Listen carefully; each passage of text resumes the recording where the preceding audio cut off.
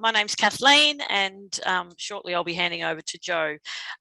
Thanks very much for joining us this evening, and just to take you through the agenda for tonight's session, we'll be going through the role of Integrity Systems Company and a bit of a refresh around the Integrity System programs, they being Livestock Production Assurance and the National Livestock Identification System.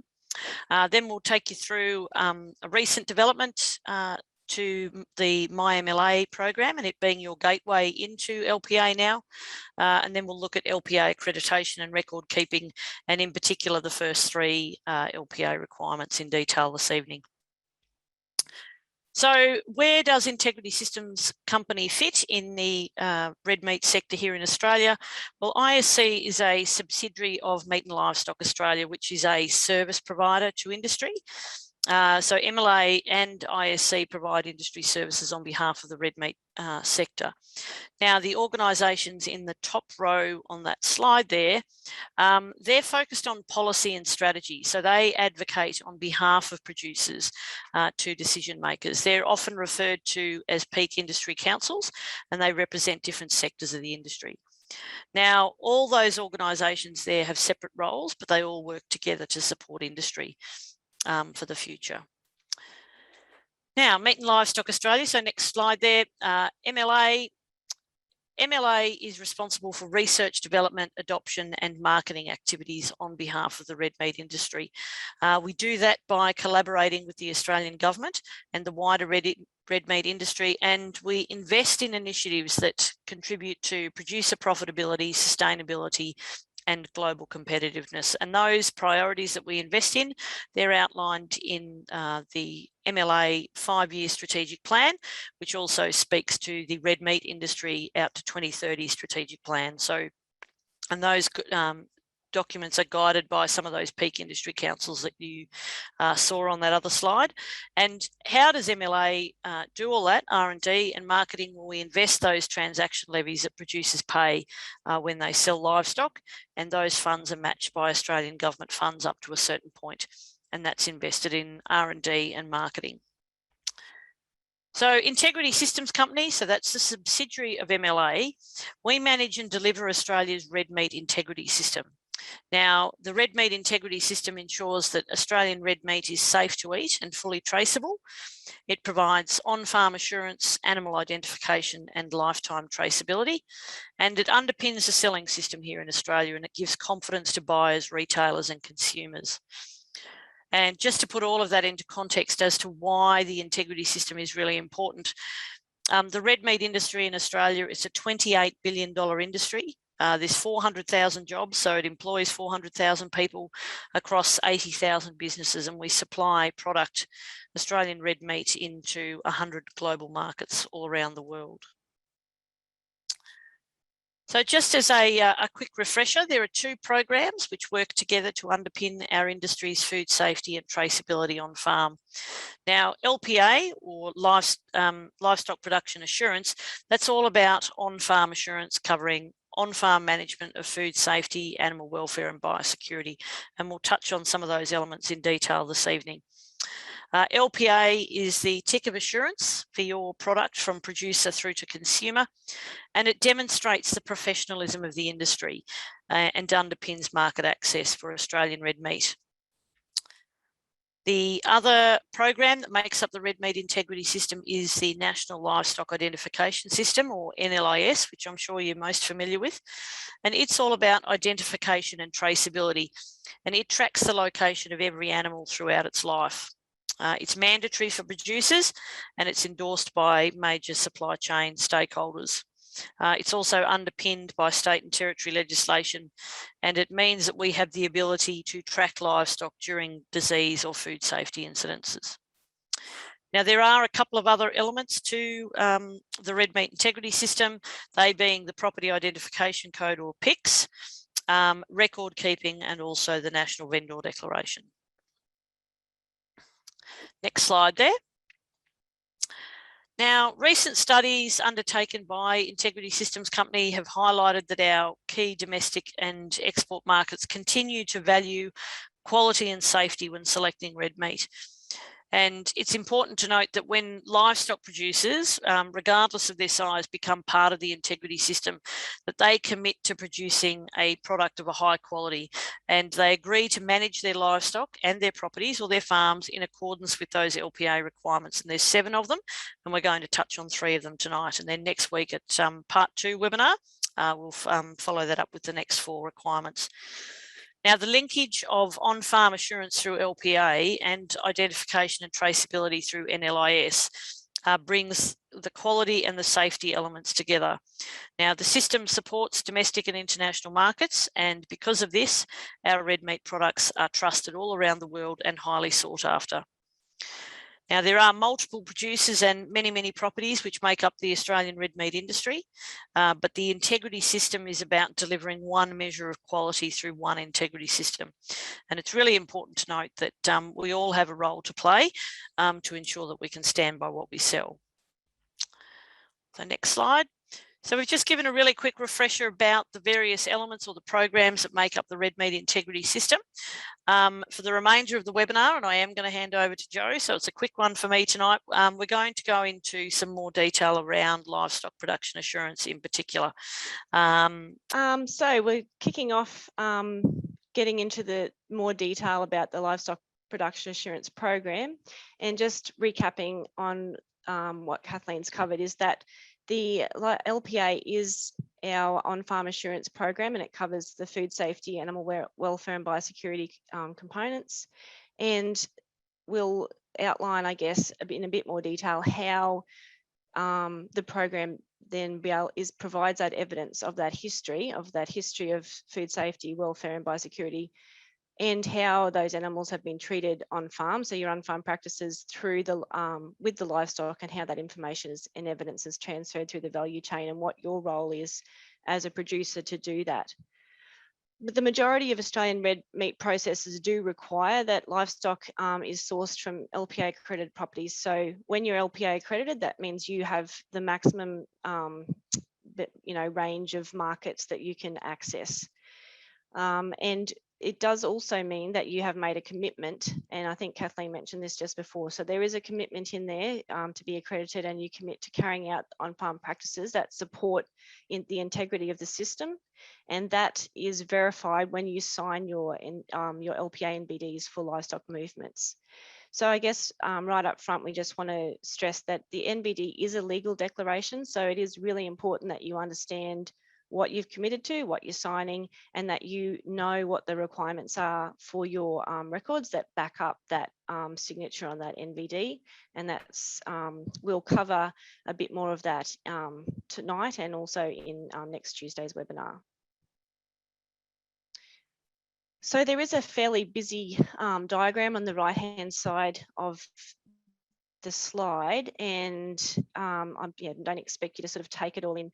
But we will give you access to that post the webinar.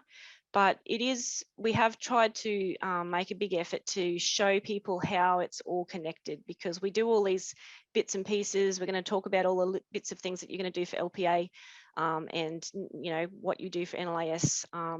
But the really important thing, and I think this is sort of expanding out on that slide Kathleen showed earlier, those touch points of the PIC, the NBD and the record keeping, and then all of those things that you're going to do as a producer are really all linked. And I know often we feel like they're just, you've got to do this for this and this for that, and how does this all fit together? So that diagram is really trying to show you how this system does actually pull together.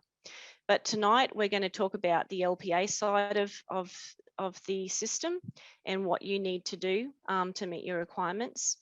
And there are around 180,000 accredited PICs in the program. So there's 180,000 properties that are meeting their requirements and having to do these things. So like first up, it's really important that you keep your online account details up to date. So I think we're all pretty aware these days of how important it is that your address, your phone number, your email, all that is current for things, because if that gets out of date, then you can miss out on meeting requirements, or doing your accreditation on time and things like that. So it's really important you keep your account details up to date, and you do need to renew your accreditation every 3 years. So most people now, the majority of all our LPA accredited producers have gone through their accreditation once from when the new system came out. So some of you may have already done your accreditation twice.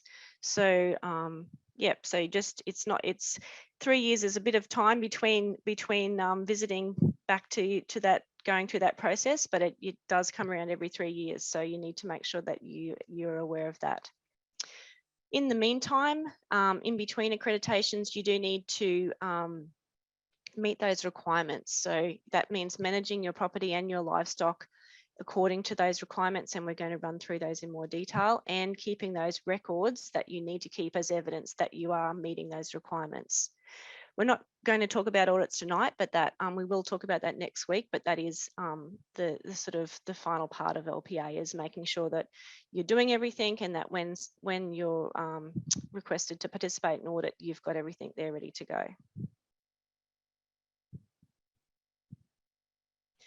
So I had planned that I was going to do a live login and run through things, and then my internet wasn't the greatest today, and I thought that's a bit risky. So instead of doing a live run through, I'm going to show you the steps of accessing, how to access and use your LPA account. And I guess, as we mentioned earlier, one of the first things that we're going to talk about is how to create a MyMLA or access a MyMLA account if you've already created one. We're going to have a look at the LPA homepage, what the LPA, where the LPA learning sits within the LPA website, what accreditation looks like if you haven't, it's just changed. There's been a few changes from the 1st of July, so we just want to get you up to speed with those. Just remind you, if you are still ordering the hard copy MBD books, where you go, and there's also been a few changes around what's available. And then the new feature of how to save records in your LPA account. So I guess if you haven't looked at your LPA account for a while, here's a bit of a refresher for you. And if you've never been there, well, this is all new. So if you do have a MyMLA account and you're really familiar with it and you're using it to access LPA, that's excellent.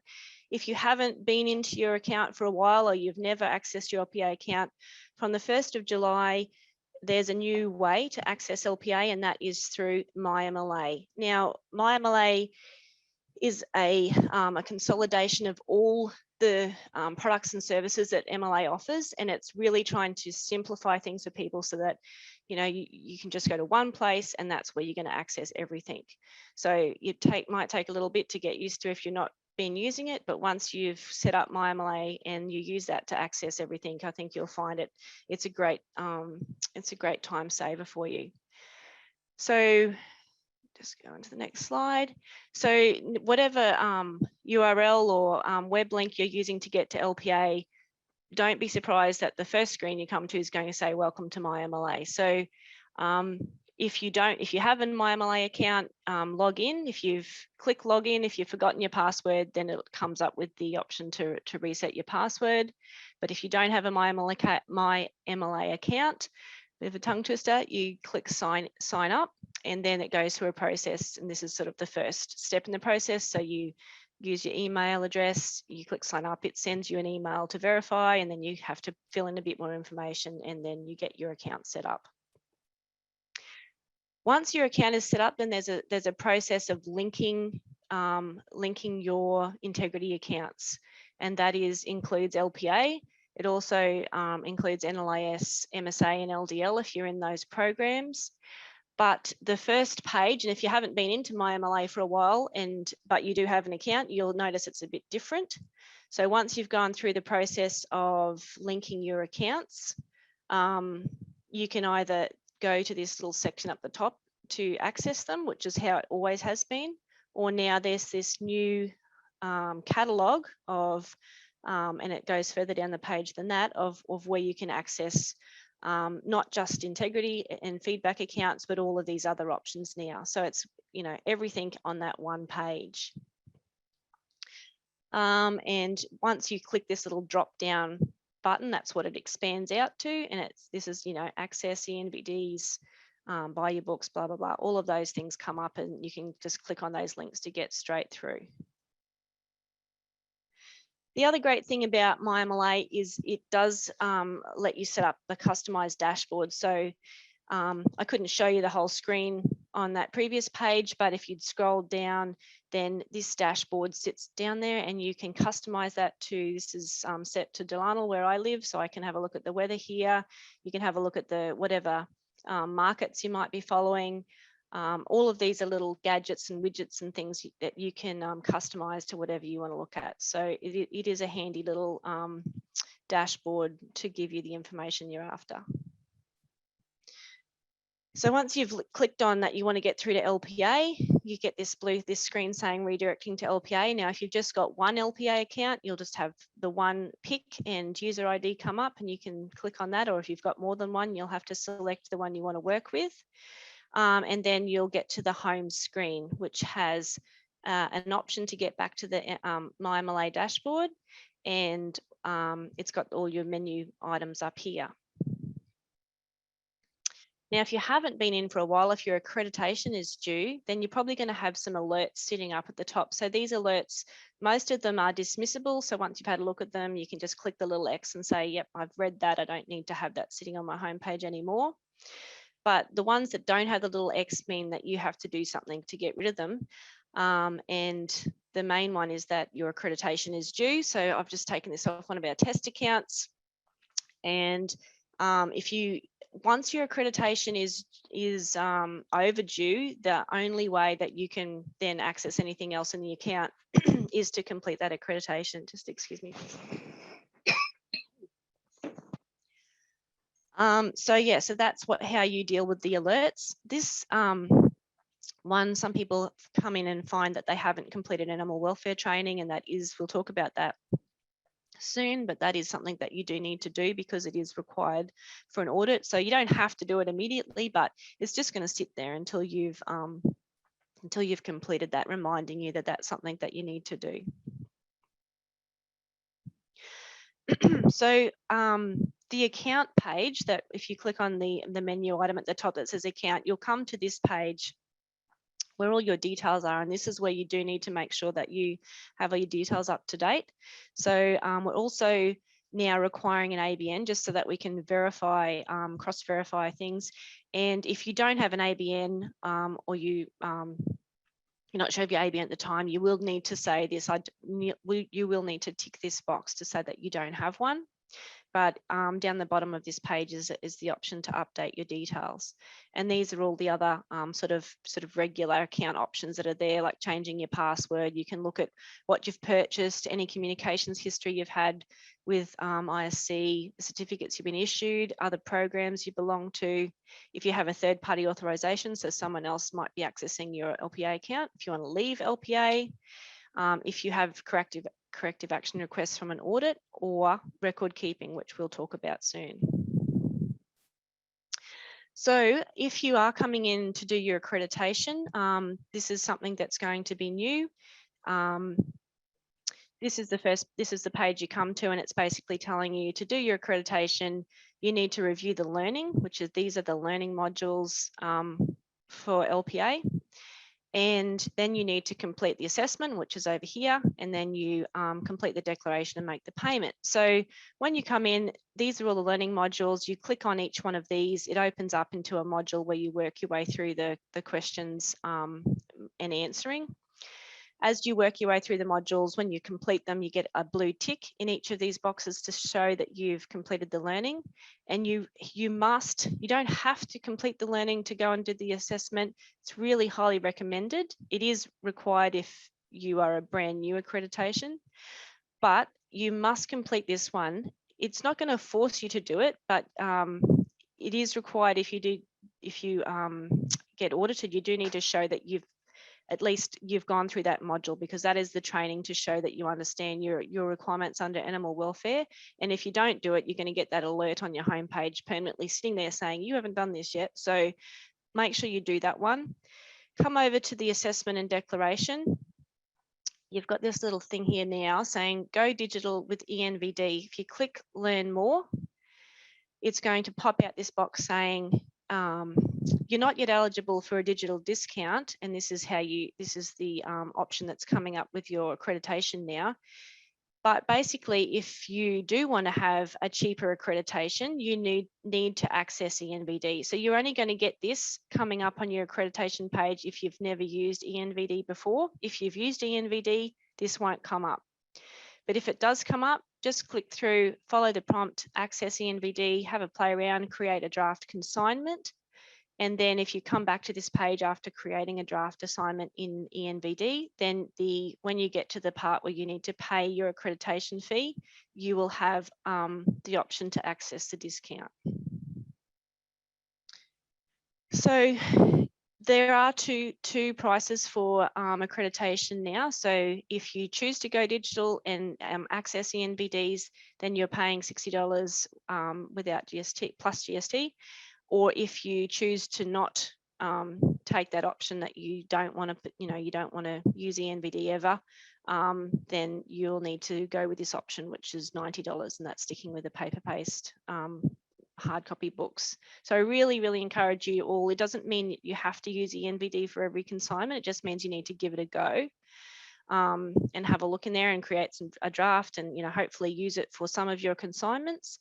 And then, once you have a go at it a few times, I think you'll find how helpful it is, and it saves all the details in there. So they're the two options. And this is what, if you've never gone into your ENVD part of LPA, this is what it looks like. So these are some consignments that are sitting there. If you've never been there before, it's going to be empty, and then you just go create a new consignment, follow the prompts through, and create a draft. So this is what your page looks like, your learning page looks like when you've completed all your learnings. You get these nice big ticks all the way down, and it tells you that your assessment and declaration have been completed, and you're not due, till the next date. So that's great. And in the meantime, you can come back and click through these modules anytime you like. They're also available from the ISC website. So if you have staff or other people in the business that you want to do the learning modules and you don't want to log back into your LPA account, you can always access all of these learning modules through the ISC website. But this is where the record is kept of whether your business has completed the learning or not. So as I said, there are some changes from the 1st of July to our NVDs. So if you do choose to continue using hard copy books, you now have two size books that you can order. So you can order, books of 20 or books of 10.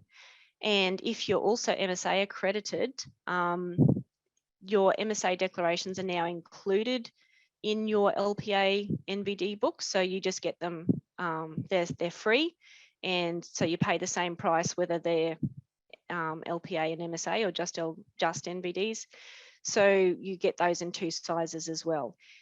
Now, if you do decide to become MSA and you're not already, just make sure you get your MSA accreditation done before you go and order the book, because if you don't, then you'll have to buy the MSA declarations. Like if you've already paid for your MVD book and then you go and do your declaration, your MSA accreditation, and then come back in, you'll have to then buy another book. So if you're going to do your accreditation, you're thinking about MSA, do it at the start before so you can get this free option of your MSA decks. Otherwise, you'll have to purchase a separate MSA declaration book. Okay, so that was a pretty quick look at what the website looks like, and all of the website, the whole reason it's there and those learnings is to make sure that you can demonstrate that you're meeting the requirements for LPA. And as we've said a few times, we're going to talk about the first three tonight, which is property risk assessment, safe and responsible animal treatments, and stock foods, fodder crop, grain and pasture treatments. And all of the requirements for all of the requirement areas are outlined in the ISC, on the ISC website, and there's also a link to the guidebook. And also, as I've said, the LPA learning takes you through all the detail that's required. So we've mentioned it a few times, but for every requirement area, as we talk about them, we're going to talk about the record keeping, because that's how you demonstrate that you're doing it. So you need to be doing it, but you also need to be recording it so that you can show that you're doing it. And as it says on the screen there is no perfect formula, because as a beef extension officer, that was probably one of the most common questions people asked me was, please tell me the best way to keep my records. And, you know, there really is no best way. The best way is that's one that's going to work for you, because everyone has different sort of methods of doing things, but the important thing is that you have a method and that you make sure that you are keeping the information that you need to. I guess, you know, like a lot of pharma producers like having a pocket notebook, and that's, you know, that's fine. But I guess I always used to say, well, it's when you need to think about when you're audited, how are you going to retrieve that information? So and a lot of those pocket notebooks are really well organized and managed and stored and filed, but if they're not, and you find it hard, you're going to find it hard to retrieve that information when you need it, then you might need to think about just transferring some of the important stuff into a diary or some other system, or the LPA templates that we're going to show you. So I guess, and also part of recording is that you need to record, you know, when staff are trained and when you complete inductions. So it's good to think about the full suite of records that you need to keep. But we will run through in detail sort of the records that you keep for those first three requirements that we're going to cover. And before I move on from that slide, I do need to mention we have a little insight, an integrity insight we call them.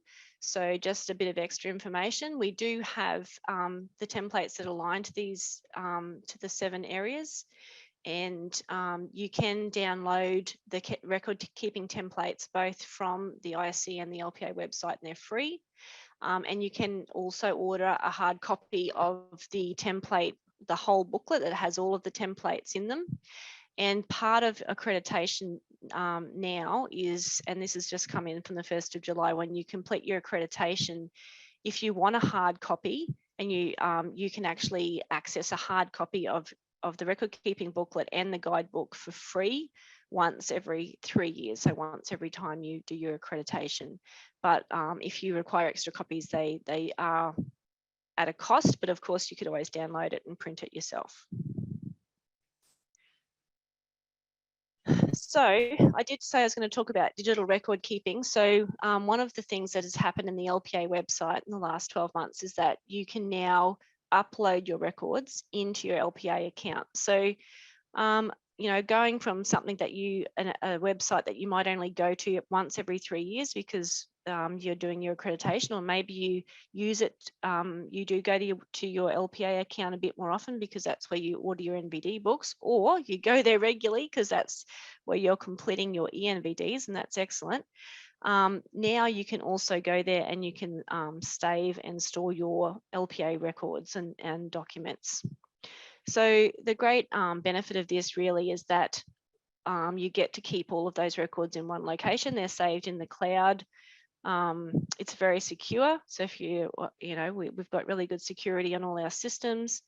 You can retrieve them at any time. And then if you do get audited, it wouldn't matter where you were, you could access those records and be able to participate in that audit easily.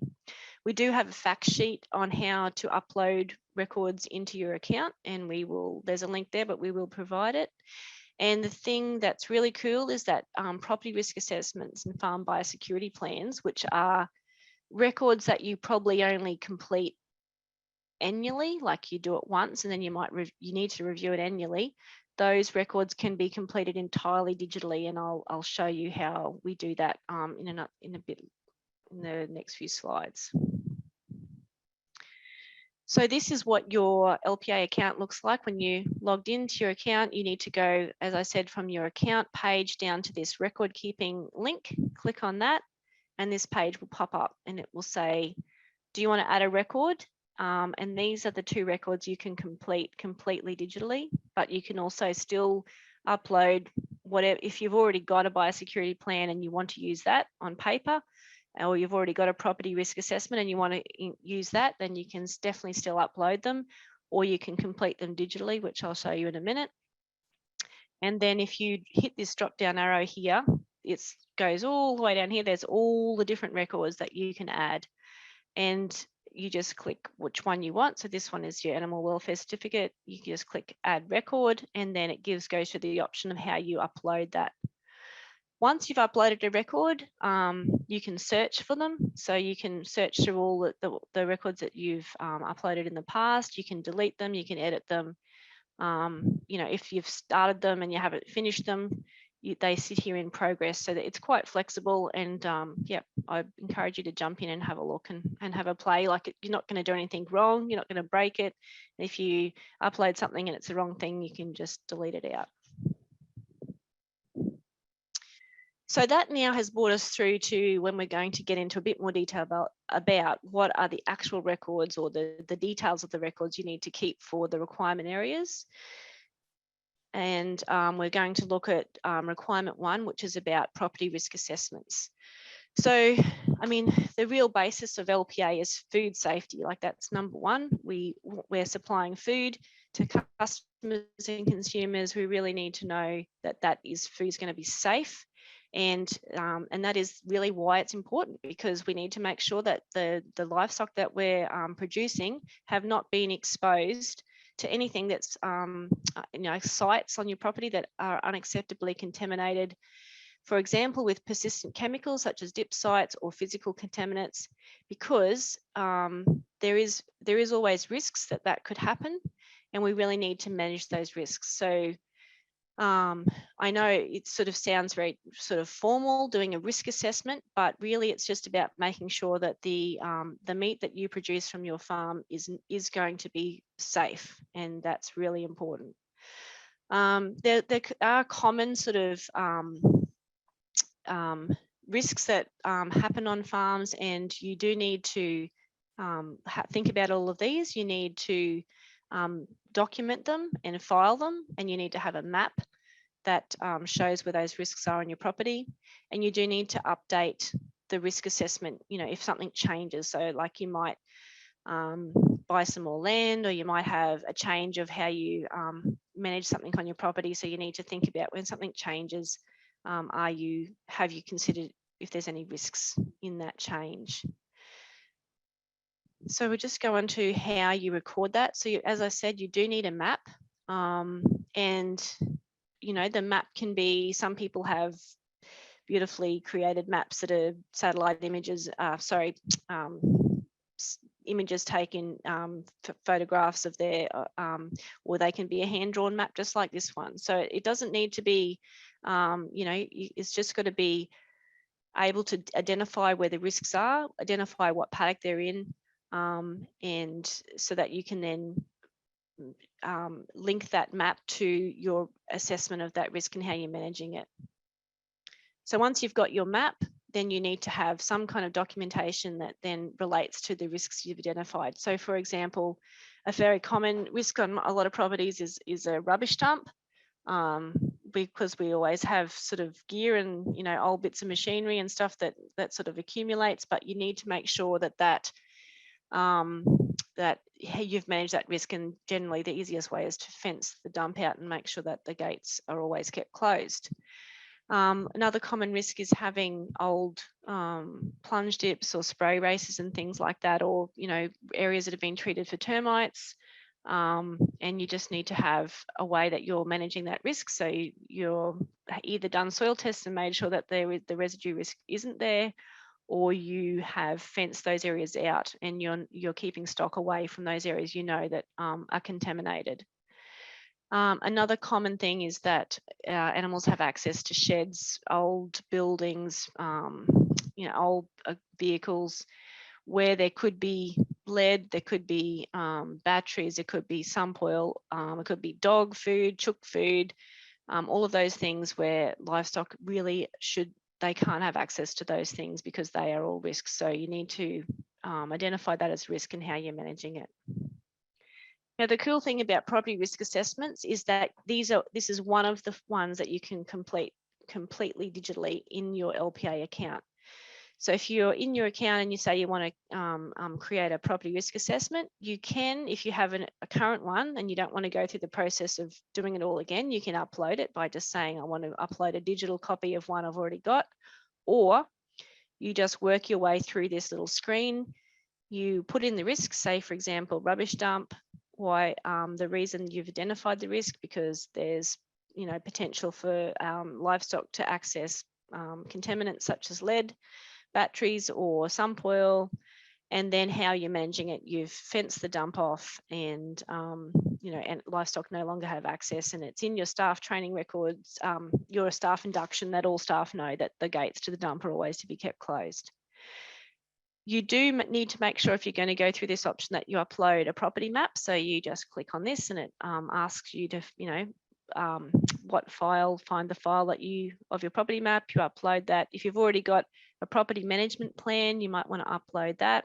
If you've had, you've received samples, the results of soil samples back to show that there is no contamination in old dip sites or whatever, or that there is and that you're managing it, you can click on that and upload that, or any other documents that you might have. You can just upload them all and they all sit in with this risk assessment, and then you can just work your way through and add as many risks as you like. So I just think it's a really handy way, and it just means everything's there in case of an audit. The second LPA requirement area we're going to discuss tonight is safe and responsible animal treatments. And, why is it important? Well, because again, it's very much on the same vein, is that we need to make sure that, we do need to treat animals from time to time for pests and for, veterinary reasons, but we also need to make sure that there is no risk to people that are going to consume the meat. So it's really important that we are doing this responsibly, which means we have processes, we have training, we're keeping records, we're making sure the equipment that we use is clean and calibrated, so that when we say we're applying 2 mils, we are applying 2 mils, or 30 mils, it's 30 and not 60. And if we have to go down the road of using something that doesn't have, we need that off-label use for chemicals, which sometimes does happen, that you've got, you have kept a record that the vet's given you that direction, so that you are using things that may not necessarily be, the label might not say it's for the class of livestock you have, but you make sure that you have that from the veterinarian. And it's also important if there's physical contaminants, which are not that common, but if you do get a broken needle in an animal, then that needs to be recorded, because that is a contamination in the meat. So that information needs to be passed along with that animal, so that when it's eventually slaughtered, that they know that contamination is an issue. The big one, I guess, that we need to make sure everyone's aware of is the HGPs, because it's, there is a real risk of market access if we aren't careful and we don't keep good records about HGPs and we don't mark them. Animals that are treated with a HGP with the triangular ear mark, we're not filling out our MVDs properly, it can have a real devastating effect on markets, because there are a lot of markets where HGPs are just not, they don't accept animals treated with hormonal growth promotants, which is what HGPs stand for. So we really have to be careful when using HGPs that we are keeping the records we need to keep.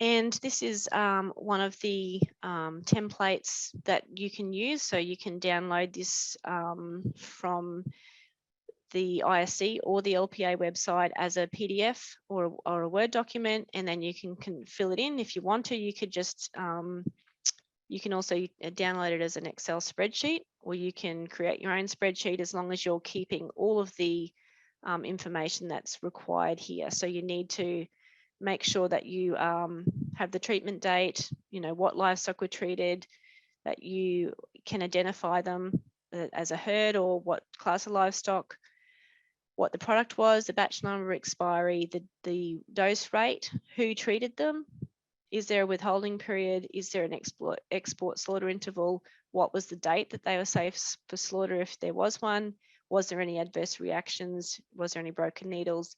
And was the equipment calibrated and cleaned, and who did that?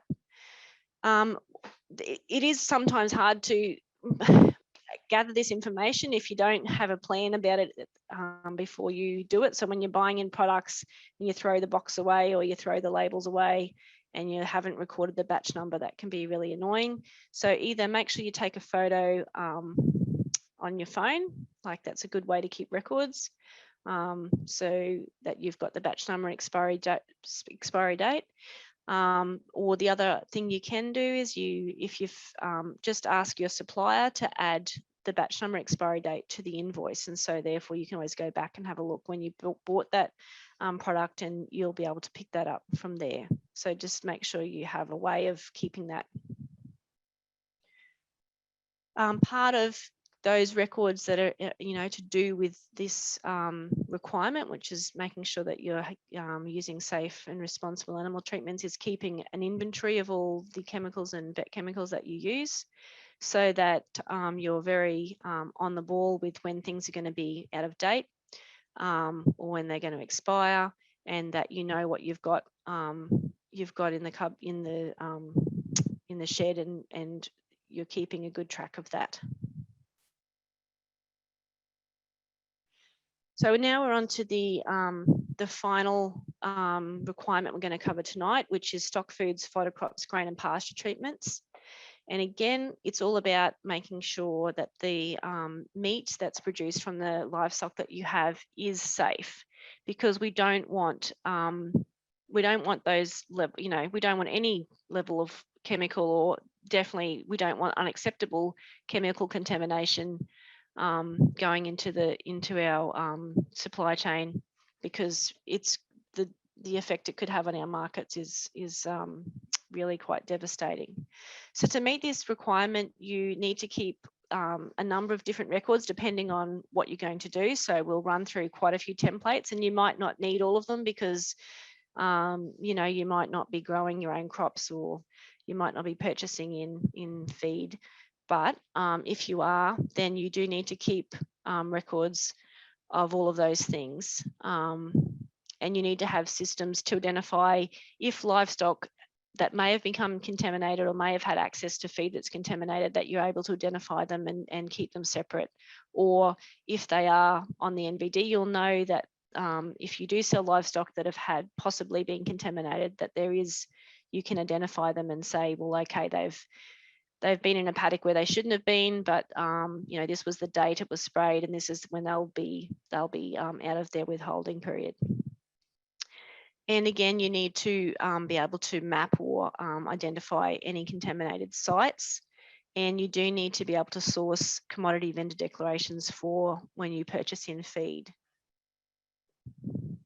So if we go through some of the templates, the first one is if you have, you're storing grain or fodder and you have treated it. So this one talks about just, the date when you might have applied a chemical, where it was stored, what you've treated, the application rates, all very similar to the animal treatment records. So you need to make sure that you are keeping a record of that, so that if you do then end up feeding that to stock, that you've got, when that, if they're accidentally get fed that within that withholding period, then you have a record of that. If you're growing your own crops, pastures, or if you're applying any treatments to your grazing paddocks, then you need to keep records of those. And again, it's very similar. It's just talking about the product, the date, how it's treated, the area it's treated, application, all those kinds of things. So it's all about being able to identify when fodder is safe to eat. And then if you've actually purchased in, or you may have grown this, but when you feed out fodder to stock, having records of that again is really important, because if there ever is an incident, you need to know what animals have accessed what. So that's why you need to keep these records. And this is if you have purchased stock in, so that you do know where it's come from. you've referenced the commodity vendor declaration, you have had residue testing if that's applicable, and then you know where that's being stored. So if you haven't seen a commodity vendor declaration before, this is what it looks like. You can actually download it from our website. Generally, obviously, when you're buying fodder, you would prefer that the producer of the fodder is going to provide that. But if they don't, you can always take a copy and ask them to complete it, because you know, it's in their best interest to do so. That the main purpose of this commodity vendor declaration is around food safety and making sure that they've recorded if they've treated that fodder or that crop with any chemicals, and making sure it's not got any restricted animal material. And like, I do know a lot of people struggle getting CVDs from growers, but the more people that take one along with them and say, hey, I really need this for my records, can you fill it in? It doesn't include weeds, like they're not declaring, oh, this is, you know, free from any weeds, which is what I guess sometimes it's a bit of a they're worried about, that if they can't guarantee that there was no weed in it. You can obviously ask for that declaration, but it's a different kind of declaration. This one is just about food safety. It's about you managing the risk of buying in something that is within a withholding period and feeding it to your animals, and then your animals going through the supply chain and coming up as having a chemical residue because you didn't do your due diligence and make sure that what you're purchasing hadn't been treated by a chemical. So it's really important that you are sourcing these commodity vendor declarations. And I mean, if you don't get a commodity vendor declaration, then you could have the sample tested for residues. And I know, like, when in the drought and the fires and stuff, when it was really hard to get, you know, people were getting fodder donated and things like that.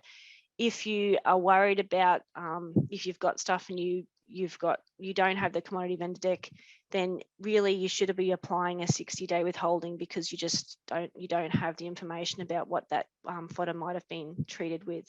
But I think the best advice I can give you is to get one if you are purchasing in fodder. And we will give you a link to accessing a commodity, sorry, I'll just go with the abbreviation, accessing a CVD in the post-webinar email. So you'll be getting that after the webinar. So we've covered sort of fairly in depth of the exact records and evidence that you need to keep for those 3 requirements. And if you wanted a refresh, there's plenty of, if I've talked too quickly and gone over it too fast, there's plenty of places where you can access some more information about that. So we do have fact sheets and checklists for all of the 7 requirements. So they're available on our website, and also we'll provide them to you with the post-webinar email. Again, the learning modules, I really highly recommend them if you are new or you haven't really sort of looked at all this stuff before. If you're stepping through the modules, the learning modules, they're going to really cover what you need to be aware of. And then obviously the ISC website has heaps of links, heaps of places, heaps of ways you can access information. And then if you, once you're in your LPA account, then you can access those templates and use them to complete your records, and then upload them and save them into your account. And we're across all the normal platforms. So we just flagging that we do send out every month a newsletter called Integrity Matters. So if you're not getting that, please subscribe. You can do that from our website, but you should, if you're LPA accredited, you generally do get that. And we're on all the social channels. So if you're looking for some more information, please visit our Facebook, Twitter, and YouTube pages. I guess, yeah, a disclaimer. Okay, it's the declaration that when I guess we're talking here about the NVD is your declaration, and that links back to everything that you do in LPA, all comes through when you sign the NVD. When we can't do it for you, that's your declaration, but we are here to help. So please make sure that you take advantage of all the help and information that we can provide you. And now we've gotten to the question, and I think we even did it with maybe a little bit of time to spare. Excellent. Thanks so much, Jo. Lots of great information in there, taking this in a deep dive into the LPA website and the first 3 requirements of LPA. So, folks, we are going to put out a last call for questions. If you've got anything else that you would like answered, please pop it in the Q&A box now so we can get to it before the end of the webinar. I am going to also draw your attention to the chat box. We're just going to put our evaluation survey in there. It's very short, sharp and sweet, I promise. We're just after your feedback on the session and any other ideas you might have of topics that you think we should be covering in future webinars. Now, we have got a couple of minutes for questions. So ISC obviously gets a lot of questions from producers all of the time. And I'm going to put one question to each of our panelists, so the people that have been typing away the answers to your questions as you've been putting them in the Q&A box. So we're going to start with George Basher in the NLIS team.